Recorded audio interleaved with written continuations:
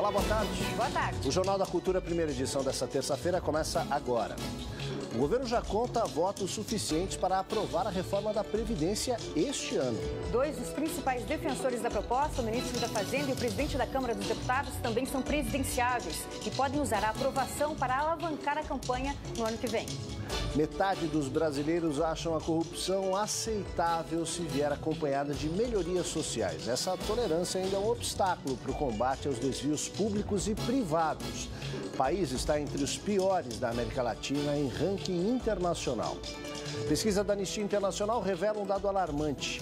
1 em 5 assassinatos de defensores de direitos no mundo acontece no Brasil. Adolescentes na internet usam palavras em código para trocar experiências e dicas sobre bulimia e anorexia. Especialistas alertam para os cuidados que os pais devem tomar para evitar os transtornos alimentares. A Suprema Corte nos Estados Unidos dá sinal verde a decreto de Donald Trump que proíbe a entrada no país de cidadãos de 6 nações árabes.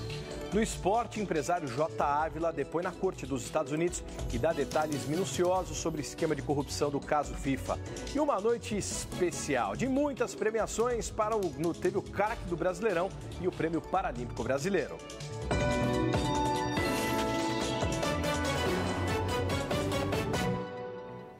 A gente começa a edição de hoje com um alerta. Uma onda na internet preocupa pais e a comunidade médica.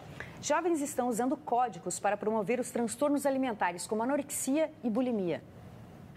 Musa Fitness, termo recente usado para definir mulheres que têm milhões de seguidores nas redes sociais. Elas se tornaram um exemplo para uma geração de adolescentes, meninas na maioria na busca de um corpo perfeito. O jeito lindo que elas vivem, né? Tudo é sempre muito lindo, exatamente.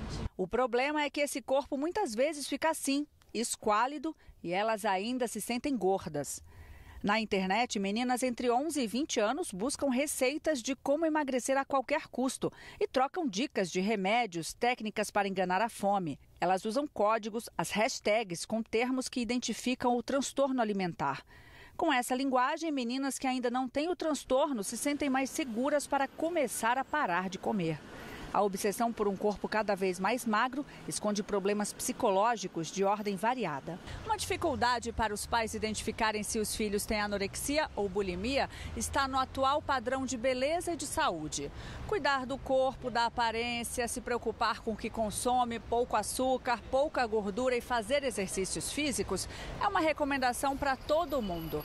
O problema está no exagero e aí é que os pais devem estar atentos para o comportamento dos filhos. Uma menina com transtorno alimentar, o foco dela vai estar aí, né? Vai estar no peso, na forma corporal. É uma menina que não consegue se desligar disso, né? É uma menina que pensa nisso constantemente, que faz tudo para isso e vai tendo comportamentos associados muito patológicos. A psicóloga lembra que os transtornos geralmente começam na adolescência e que a influência dessas musas fitness precisa ser medida com atenção pelos pais. O que a gente sabe? Que geralmente meninas com anorexia e bulimia, por terem aí o que a gente brinca às vezes de um buraco identitário, né, uma falha na construção da identidade, elas apresentam comportamentos miméticos. Tem um comportamento imitativo que cola nessas meninas. Então, eu vou ver alguma coisa, eu não vou ter a consciência crítica de que a blogueira tem uma outra idade, tem um outro peso, tem uma outra compleição física. Eu vou tentar colar isso em mim. É fundamental entender e apoiar, né, uma adolescente numa situação como essa. Vamos falar do seu bolso agora. Olha, em tempos de crise, imagine economizar quase 3 salários mínimos por ano na ida ao supermercado. A conta foi feita pela Proteste, Associação Brasileira de Defesa do Consumidor, em 15 estados. Quem tem as informações de como conseguir tudo isso é a repórter Maria Manso. Boa tarde, Maria. Boa tarde, Aldo. Boa tarde a todos. Pois é, a economia durante um ano no supermercado seria de exatamente R$ 2.800. A Proteste fez o levantamento de 104 produtos, levando em conta algumas marcas famosas e também algumas marcas mais baratas. A Lívia vai explicar para a gente. Vocês fazem esse levantamento há 12 anos. Como é que você acha que isso ajuda as pessoas? é fundamental para o consumidor saber que, às vezes, perto da casa dele, ele consegue encontrar produtos mais em conta. Então, a Proteste recomenda que seja consultado no site, seja feita uma simulação para que ele verifique como que ele pode fazer essa economia. Além disso, vocês têm outras dicas práticas, né? Como, por exemplo, levar uma calculadora no supermercado. Sim, é importante o consumidor levar uma calculadora no supermercado, evitar ficar muito tempo entre uma compra e outra, evitar ir ao supermercado com fome ou levar crianças ao supermercado. E nós verificamos de forma geral que os estabelecimentos que vendem por atacado oferecem preços mais em conta. Mas é importante que o consumidor verifique se ele realmente vai consumir aqueles produtos dentro do prazo de validade. Vamos só repetir o endereço que está aparecendo aí no site para as pessoas conseguirem conferir todos esses valores. www.proteste.org.br/supermercados. E cai direto lá na pesquisa do Proteste e a pessoa vai conseguir saber perto da casa dela onde é mais barato comprar, Aldo. Obrigado, Maria, pelas informações. Fique de olho para onde vai o seu dinheiro. Agora a gente fala de uma outra parte, de um outro destino do dinheiro que às vezes a gente não vê, a corrupção. De cada 4 pessoas no mundo, uma pagou suborno nos últimos 12 meses para ter acesso a serviços públicos. O levantamento é da ONG Transparência Internacional. O Dia Internacional contra a Corrupção é no próximo sábado, 9 de dezembro. Esta foi a data que 101 países, incluindo o Brasil, assinaram a Convenção das Nações Unidas contra a Corrupção. No Brasil, a corrupção parece estar em todo lugar, até como sugestão na manchete de um jornal. Saiba alterar a data do pedido e aumente sua aposentadoria. Hoje em dia é tudo no errado mesmo. É meio absurdo, né? Porque se a gente zela tanto pela honestidade, a gente vai usar truquezinhos. Acho meio contraditório. Pesquisa do Datafolha diz que a maioria dos brasileiros, 80%, acha que a corrupção é inaceitável em qualquer circunstância. Mas 35% passa a considerar a corrupção aceitável se ela servir para manter um governo que combata a pobreza, por exemplo. E 50% acha tolerável a corrupção se ela vier acompanhada de benefícios sociais. Helena Santos, do Observatório Social do Brasil, diz que discorda dos números da pesquisa. Muitas vezes a crença errônea de que a necessidade de se resolver um problema rápido demanda um suborno, demanda um ato ilícito, mas eu não acredito nisso. Eu acredito que com educação e com punição a gente consegue resolver. O Datafolha também perguntou se as pessoas acham que os políticos são um retrato da população. 59% disseram que sim. Todo mundo faz uma coisinha aqui e outra ali, mas eu acho que nada que prejudique as outras pessoas da forma que está sendo prejudicado o Brasil, né? Hoje, a gente tem problema com segurança, com educação, com saúde. A ONG Transparência Internacional, que combate a corrupção, mostra que nenhum país está livre do problema. Numa escala de 0, altamente corrupto, a 100, muito limpo, as nações em que as pessoas têm a menor percepção de corrupção são Dinamarca e Nova Zelândia, empatadas com o índice 90, Finlândia com 89 e Suécia com 88. A Somália é, segundo o levantamento, o mais corrupto com pontuação 10.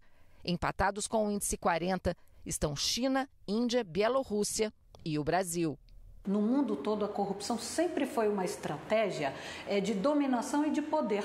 Precisa ser despertado nas pessoas, esse é um trabalho que o Observatório faz, a necessidade de entender o que é gestão pública. A política em si, ela é necessária e ela é muito bonita. O problema é a forma como ela acontece. Falando em corrupção, o Ministério Público Militar denuncia 11 pessoas por esquema que desviou mais de 100 milhões de reais em obras executadas pelo Exército. A denúncia agora vai ser analisada pelo Superior Tribunal Militar. Entre os denunciados estão 3 coronéis da Reserva do Exército, 1 coronel e 2 majores da Ativa, além de 5 civis. Segundo a denúncia do Ministério Público Militar, o esquema funcionou entre setembro de 2005 e dezembro de 2010 e envolvia fraudes na dispensa de licitação e em contratos firmados entre o Departamento de Engenharia e Construção do Exército e fundações de apoio, uma delas ligada à Universidade Federal do Rio de Janeiro. O total de recursos públicos desviados no esquema, que usava cerca de 14 empresas de fachada e documentos falsos, chega a 150 milhões de reais. Esta é a segunda investigação sobre irregularidades nos contratos do Departamento de Engenharia do Exército. Em outro processo, 6 oficiais e 9 civis respondem à ação na Justiça Militar por desvios de recursos em contratos firmados entre o Instituto Militar de Engenharia e o DENIT do governo federal durante o primeiro governo Lula. Nesse período, o Exército foi encarregado da duplicação de várias rodovias no país. A Rede Nossa São Paulo e a Fundação Bernard Van Leer lançaram hoje o Observatório e o Mapa da Desigualdade da Primeira Infância, uma plataforma que mostra a situação das crianças paulistanas de 0 a 6 anos. E esse mapa mostrou ainda a necessidade de olhar com mais cuidado para crianças chamadas invisíveis, aquelas que nem entram na estatística, que nem têm acesso às políticas públicas. Mas olha, quem conta para a gente direitinho é o Jorge Abraão, que é coordenador geral da Rede Nossa São Paulo. Jorge, por que é tão importante esse mapa para a nossa cidade? Olha, ele é importante porque as crianças nessa faixa etária de 0 a 6 anos, talvez seja a maior riqueza que a gente tem na sociedade. O que a gente conseguiu identificar com o mapa é que mais ou menos a metade, 500 mil crianças, vivem nos bairros mais carentes, nos 26 distritos mais carentes da cidade. Se há crianças que demoram 41 dias para serem atendidas por pediatras em determinados distritos da cidade, nós também podemos resolver isso. O mapa traz esse olhar para que a gente possa investir, na verdade, nos locais certos para poder cuidar dessa preciosidade que são as crianças. O governo segue nas articulações em busca de apoio para aprovar a reforma da Previdência. O presidente da Câmara, Rodrigo Maia, já disse que é possível votá-la ainda neste mês. No evento do setor de serviços em São Paulo, o presidente da Câmara, Rodrigo Maia, disse que a possibilidade de votar a reforma da Previdência neste ano é realista e já calcula o número de deputados a favor do projeto. A gente tem, dentro dos partidos que têm uma posição a favor da reforma, a princípio 325 votos. E tem mais 45, 50 deputados de outros partidos que não estão na oposição, mas também não estão na base. A reforma da Previdência precisa de 308 votos para ser aprovada. Ainda não há data para analisar a proposta, mas a intenção é que ela seja votada em primeiro turno na semana que vem, no dia 13. Assim, o segundo turno ficaria para o dia 20, antes do recesso parlamentar. No final de semana, Rodrigo Maia se reuniu com o presidente Michel Temer, ministros e deputados aliados para definir as estratégias por apoio. Um dos pontos acertados é que os deputados que forem favoráveis à reforma terão preferência na distribuição do fundo eleitoral, que será usado nas campanhas. O governo também busca apoio nas prefeituras e promete liberar pelo menos 2 bilhões de reais a municípios no ano que vem, caso a reforma da Previdência seja aprovada. O ministro da Fazenda, Henrique Meirelles, também aposta que o projeto será votado neste ano. Tem uma boa possibilidade de ser votado esse ano ou uma hipótese menor no início da próxima legislatura. O que é claro, no entanto, para todos, é que para o país é importante, para o país crescer, gerar emprego, com inflação e juros mais baixos. Henrique Meirelles é possível candidato à presidência em 2018, assim como Rodrigo Maia, que é um dos nomes mais cotados pelo Democratas. A votação da reforma da Previdência poderia ser uma alavanca para as candidaturas. A Procuradora-Geral da República, Raquel Doge, pediu ao Supremo Tribunal Federal que mande o empresário Jacob Barata Filho de volta para a prisão. Barata Filho foi liberado pela terceira vez pelo ministro do STF, Gilmar Mendes, na última sexta-feira. Ele é investigado por suposto esquema de pagamento de propina envolvendo empresas de ônibus no Rio de Janeiro. Em outra ação, a Procuradoria-Geral da República denunciou o ex-ministro Gedel Vieira Lima ao STF por lavagem de dinheiro e organização criminosa. A denúncia se refere ao caso dos 51 milhões de reais encontrados num apartamento em Salvador. A PGR também acusou formalmente o irmão, o deputado federal Lúcio Vieira Lima, a mãe deles, Marluce Vieira Lima, e mais 3 pessoas. A defesa dos irmãos Vieira Lima informou que irá se pronunciar após ter acesso à denúncia. Pesquisa Datafolha mostra que gestão do prefeito de São Paulo, João Dória, tem reprovação em alta e aprovação em queda. Segundo o Datafolha, a reprovação de João Dória triplicou durante o ano e já é igual à do ex-prefeito Fernando Haddad. realizado entre os dias 28 e 30 de novembro, com margem de erro de 3 pontos para mais ou para menos, a pesquisa mostra que 29% dos entrevistados avaliaram Dória como ótimo e bom, 39% como ruim e péssimo e 31% como regular. Na pesquisa anterior, realizada em outubro, a gestão Dória tinha recebido 32% de bom e ótimo, 26% de ruim e péssimo e 40% de regular.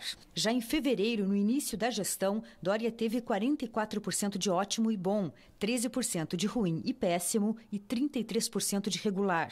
A pesquisa Datafolha mostra ainda que a reprovação a Dória se destaca entre os mais pobres, 44%, e a aprovação entre os mais ricos, 45%. Levantamento do governo do estado de São Paulo mostra que 1/3 dos mortos no trânsito na capital estavam em motocicletas. De janeiro a outubro, 746 pessoas morreram em acidentes de trânsito na capital paulista. 340 eram pedestres, 249 motociclistas, 90 estavam em carros e 30 eram ciclistas. As mortes de ciclistas aumentaram 55% em relação ao ano passado. O índice contrasta com o restante das mortes, porque nos outros modais houve queda de 5,8% em relação ao ano passado. O relatório da Anistia Internacional revela o aumento da violência no Brasil contra defensores de direitos humanos. Até agosto, o número de assassinatos de ativistas já alcança o registrado em todo o ano passado. Só de janeiro a agosto deste ano, 58 ativistas foram mortos no país, a maioria envolvida em questões ligadas ao meio ambiente e à disputa de terra. No ano passado, foram 66. A situação se repete no mundo. Pelo menos 281 defensores de direitos humanos foram assassinados no ano passado em cerca de 40 países. Em 2015, foram 156 e no ano anterior, 136 assassinatos. Os números no Brasil preocupam ainda mais quando comparados com os demais países. 1 em cada 5 assassinatos de ativistas no mundo acontece aqui. Segundo a Anistia Internacional, desde a Declaração da ONU sobre Defensores dos Direitos Humanos, em 1998, cerca de 3.500 ativistas que lutam pelos direitos de todos foram mortos em todo o mundo. Falamos de corrupção agora há pouco e o futebol não escapa. O empresário brasileiro José Ávila, dono da empresa de marketing esportivo Trafic, depôs nesta segunda-feira no Tribunal Federal do Brooklyn, em Nova York, no caso FIFA, e deu detalhes minuciosos sobre como subornou dirigentes esportivos desde 1991. Vamos ver essa matéria. Ávila passou a colaborar em 2014 com as autoridades americanas e se declarou culpado por crimes de corrupção e obstrução da justiça, concordando em pagar $151 milhões aos Estados Unidos. O empresário prestou depoimento nesta segunda como testemunha de acusação no processo contra José Maria Marim, ex-presidente da CBF, também contra o paraguaio Juan Ángel Napu, ex-presidente da Conmebol, e o peruano Manuel Burga, ex-presidente da Federação Peruana. Como parte do acordo de delação premiada, Ávila gravou várias conversas que teve com outras pessoas envolvidas no esquema de corrupção. Numa delas é mencionado José Maria Marim e Marco Polo Del Nero. O empresário detalhou subornos iniciados há 26 anos, quando foi abordado pela primeira vez pelo então presidente da Conmebol, Nicolás Leos. O dirigente teria pedido propina em 1991 para renovar um contrato de direitos comerciais da Copa América. Além de Ricardo Teixeira, o atual presidente da CBF, Marco Polo Del Nero, também foi denunciado pela justiça americana. No entanto, nenhum dos dois está sendo julgado porque o Brasil não extradita cidadãos brasileiros. A seguir, Suprema Corte norte-americana confirma decreto de Donald Trump que proíbe a entrada de cidadãos de 6 países árabes nos Estados Unidos. E a noite de premiações aos melhores de 2017 no futebol e também no esporte paralímpico nacional. A gente volta já.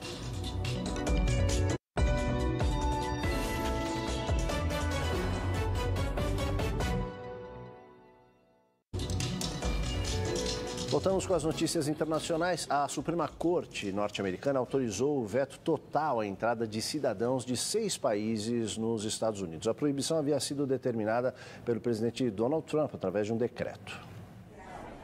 Com isso, ficam proibidos de entrar nos Estados Unidos cidadãos do Irã, Iêmen, Líbia, Síria, Somália e Chad, todos de maioria islâmica. A pedido do governo Trump, a corte analisou e derrubou liminares de instâncias judiciais inferiores, que bloqueavam parcialmente o decreto anunciado em setembro. Essas liminares permitiam, por exemplo, a entrada de parentes com residência nos Estados Unidos. Essa é a terceira versão de vetos migratórios a entrar em vigor nos Estados Unidos e a primeira vez em que as restrições vão vigorar por completo desde janeiro. O decreto vale pelo menos até que cortes federais analisem recursos em 3 estados. A alegação desses recursos é de que o veto é inconstitucional por ser discriminatório em relação aos muçulmanos. O Iêmen está prestes a entrar numa guerra civil depois que rebeldes xiitas mataram o ex-presidente do país árabe. Ali Abdallah Saleh foi morto pelo grupo Houthis ao sul da capital Sana. O secretário-geral do partido de Saleh, Yasser Awad, também morreu. Os dois estavam em um comboio que foi atacado com granadas e em seguida a tiros. A informação foi dada pelo canal dos Houthis e depois confirmada com correligionários do ex-presidente e pela rede TV Al Arábia. Ali Abdallah Saleh presidiu o Iêmen por 33 anos. Saiu por pressão popular em 2011, deixando o cargo para Abdul Rabo Mansur al-Hadi. Em 2014, se aliou aos rebeldes do Houthis, que, apoiados pelo Irã, tomaram o controle de Sana e forçaram o exílio do presidente Mansur al-Hadi na Arábia Saudita. Porém, a luta por poder fez com que ele anunciasse o rompimento com os xiitas Houthis e se aproximasse dos sauditas, de maioria sunita. O gesto provocou a ira dos rebeldes, que o juraram de morte. Os combates entre xiitas e sunitas já deixaram 125 mortos no país só na última semana, e o cenário não deve melhorar. O presidente al-Hadi convocou a população a enfrentar os Houthis. De acordo com a ONU, ruas estão bloqueadas, há tanques nas avenidas e frequentes ataques aéreos, o que impossibilita a chegada de ajuda humanitária. O governo do estado de São Paulo e a prefeitura da capital entregam as primeiras moradias de um empreendimento do programa de urbanização de favelas projetado por um dos maiores arquitetos do país. Com o projeto original assinado pelo arquiteto Rui Otaki, o empreendimento Sacomã 1 tem hoje as primeiras 240 unidades entregues às famílias beneficiadas. Cada moradia tem um espaço de 50 metros quadrados, com 2 quartos cada. Outras 960 unidades estão sendo concluídas na mesma região, na zona leste de São Paulo. Importante a entrega hoje aqui em Heliópolis dos primeiros 240 apartamentos. Uma população que esperou durante vários anos, já recebe os 240 apartamentos, 240 famílias que realizam o sonho da casa própria, o direito. Até março teremos mais 120 que serão entregues, 240 já estão em obras e serão licitadas mais 120, numa boa parceria entre o governo do estado e a prefeitura de São Paulo. Noite de prêmios. O primeiro deles ontem à noite na Sala São Paulo, fica no centro da capital paulista, o Prêmio Paralímpico Brasileiro, os melhores da temporada 2017. Vamos ver. Rumo aos Jogos de Tóquio 2020, os principais atletas paralímpicos do Brasil tiveram suas conquistas reconhecidas pelo Comitê Paralímpico Brasileiro.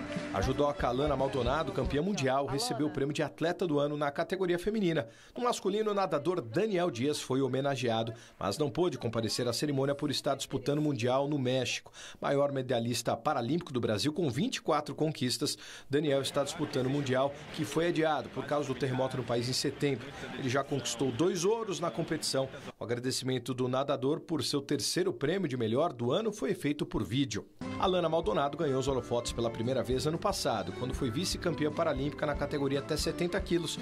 Neste ano, ela subiu um degrau no pódio e ficou com ouro na Copa do Mundo de Judô pela Associação Internacional de Esportes para Cegos em outubro no Uzbequistão. O prêmio paralímpico também homenageou os melhores em cada uma das 25 modalidades e também teve um prêmio diferente, o atleta revelação e o atleta da galera. Então, a gente viu o Rogério Sampaio, campeão olímpico em 1992, Barcelona, no judô. O Daniel Dias, que a gente mostrou aí, sobrou ontem no Mundial de Natação que acontece no México. Ele se sagrou tetracampeão mundial nado costas na categoria S5. Meio-dia 26, ontem teve também a entrega do Prêmio Craques do Brasileirão 2017, além de homenagens especiais. Vamos ver. A começar por Mário Jorge Lobo Zagallo, bicampeão como jogador, tri como técnico e tetra como supervisor, emocionou a todos. Agora vamos à seleção escolhida por jornalistas e profissionais da bola, que teve Vanderlei dos Santos no gol, o lateral Fagner e o zagueiro Balbuena do Corinthians, além de Pedro Jeromel do Grêmio e Guilherme Arana na lateral esquerda do Timão. No meio, Bruno Silva do Botafogo, Arthur do Grêmio, Hernanes pelo São Paulo e Thiago Neves do Cruzeiro. E lá na frente, os artilheiros do campeonato empatados, Henrique Dourado do Fluminense e Jô do Corinthians. O prêmio de melhor técnico e treinador revelação ficou com o corintiano Fábio Carilli. O volante Arthur abocanhou o troféu de revelação do campeonato deste ano. O profeta Hernanes ainda foi eleito com o gol mais bonito do torneio contra a Ponte Preta. E Vanderlei operando milagres neste puro reflexo em finalização de Diego Souza. Por fim, a torcida do esporte levou um prêmio, o Não é Softball, pelo apoio dos torcedores a Abel Braga, comandante do Fluminense, na Ilha do Retiro, logo após a perda do filho em um trágico acidente, como grande momento da competição. Isso aí, a gente se vê amanhã de novo. Uma ótima tarde para você. Agora você acompanha o programa Panorama. Tchau e até amanhã. Tchau, tchau.